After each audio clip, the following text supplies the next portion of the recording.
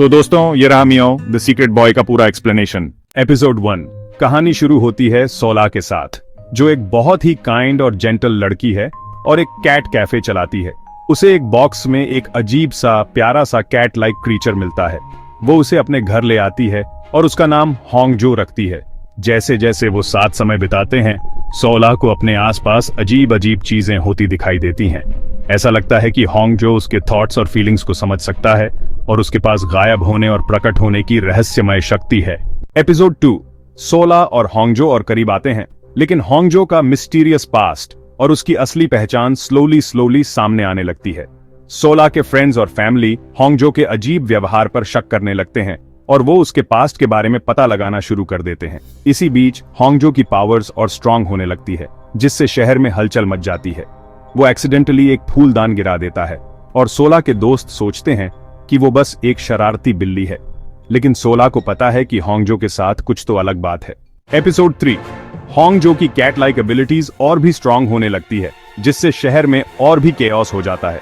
वो गलती से एक रेहड़ी वाले की रेहड़ी तोड़ देता है और वो बेचारा उसे पूरे रास्ते दौड़ाता है। सोला उसकी पावर्स को कंट्रोल करने में मदद करने की कोशिश करती है, लेकिन वो और भी स्ट्रांग होती जाती है।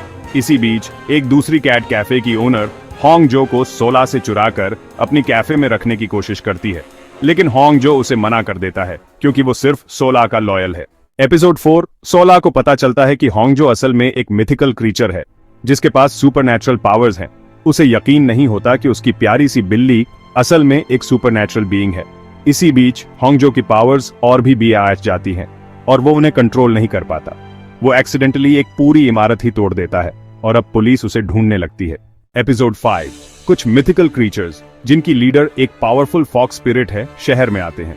वो होंगजो को पकड़ना चाहते हैं ताकि वो उसकी पावर्स का इस्तेमाल अपने फायदे के लिए कर सकें। सोला और होंगजो को मिलकर खुद को बचाना होगा और अपने एनिमीज को हराना होगा। वो होंगजो की पावर्स का इस्तेमाल करके फॉक्स स्पिरिट के गुंडों से लड़ते हैं, लेकिन उन्हें पता है कि वो हमेशा के लिए भाग नहीं सकते।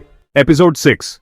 सोला और होंगजो का रिश्ता और भी गहरा होता जाता है जब उन्हें इंसानों और सुपरनैचुरल ताकतों दोनों की तरफ से चैलेंजेस का सामना करना पड़ता है। होंगजो का पास्ट सामने आता है और सोला को पता चलता है कि वो सदियों से पहाड़ों में रह रहा है।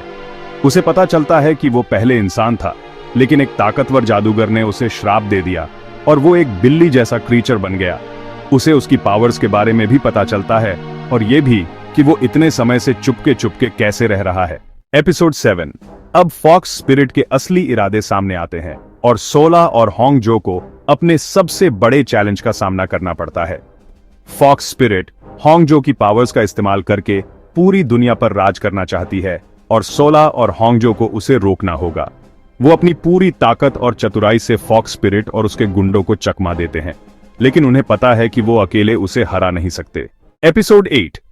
सोला और होंगजो के रिश्ते की परीक्षा होती है जब उन्हें अपने रिश्ते के अंदर और बाहर दोनों तरफ से रुकावटों का सामना करना पड़ता है।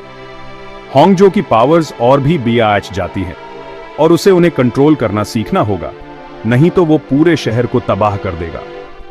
सोला को भी होंगजो की असली पहचान और उसके साथ आने वाले खतरे को स्वीकार करना सीखना होगा। एपिसोड 9। अच्छाई और बुराई के बीच आखिरी लड़ाई होती है और सोला और होंगजो को अपनी पूरी ताकत और प्यार से फॉक्स स्पिरिट को हराना होगा और शहर को बचाना होगा। वो बहादुरी से लड़ते हैं, अपनी पूरी ताकत और चतुराई से फॉक्स स्पिरिट को चकमा देते हैं। आखिरकार वो जीत जाते हैं, लेकिन बिना चोट खाए नहीं। एपिसोड 10।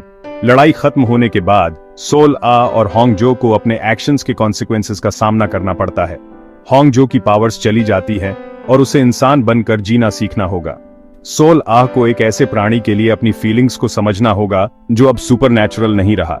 उन्हें अपनी जिंदगी और अपने रिश्ते को फिर से बनाना होगा, सुपरनैचुरल दुनिया के खतरे से मुक्त। एपिसोड 11।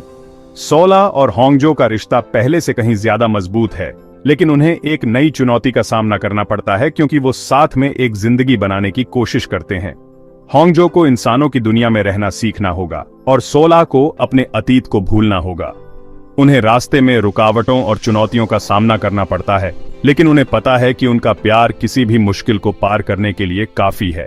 एपिसोड 12। कहानी खत्म होती है सोला और होंगजो के साथ, जो हमेशा के लिए खुशी खुशी रहते हैं। वो साथ में एक नए भविष्य का सामना करते हैं, सुपरनैचुरल दुनिया के खतरों से मुक्त। उन्हें पता है कि चाहे कुछ भी हो जाए वो हमेशा एक दूसरे के लिए रहेंगे। आखिरी सीन में होंगजो का चेहरा दिखता है, मुस्कुराता हुआ और संतुष्ट। उसकी आंखों में अब भी उसकी पुरानी बिल्ली जैसी शक्तियों की एक झलक दिखाई देती है। सोला उसके बगल में है, उसका हाथ पकड़े हुए, और उसे प्यार और दुलार से देख रही है। कहानी का अंत एक संतुष्टि और खुशी के साथ होता है, क्योंकि सोला और होंगजो को आखिरकार अपना सच्चा प्यार और खुशी एक दूसरे में मिल गई है। सुपरनैचुरल एलिमेंट्स चले गए हैं और वो साथ में एक नॉर्मल जिंदगी जी सकते हैं। तो दोस्तों, मियाओ द सीक्रेट बॉय एक बहुत ही प्यारा और दिलचस्प ड्रामा रहा, जिसमें एक यूनिक कहानी और प्यारे किरदार थे। इसने प्यार, स्वीकृति और खुद को खोजने जैसे विषयों को एक्सप्लोर किया है और दिखाया है कि सच्चा प्यार हर बाधा को पार कर सकता है। इस ड्रामा को उसकी दिल को छू लेने वाली और रोमांचक कहानी और रोमांस, ड्रामा और सुपरनैचुरल एलिमेंट्स के अनोखे मिश्रण के लिए याद रखा जाएगा।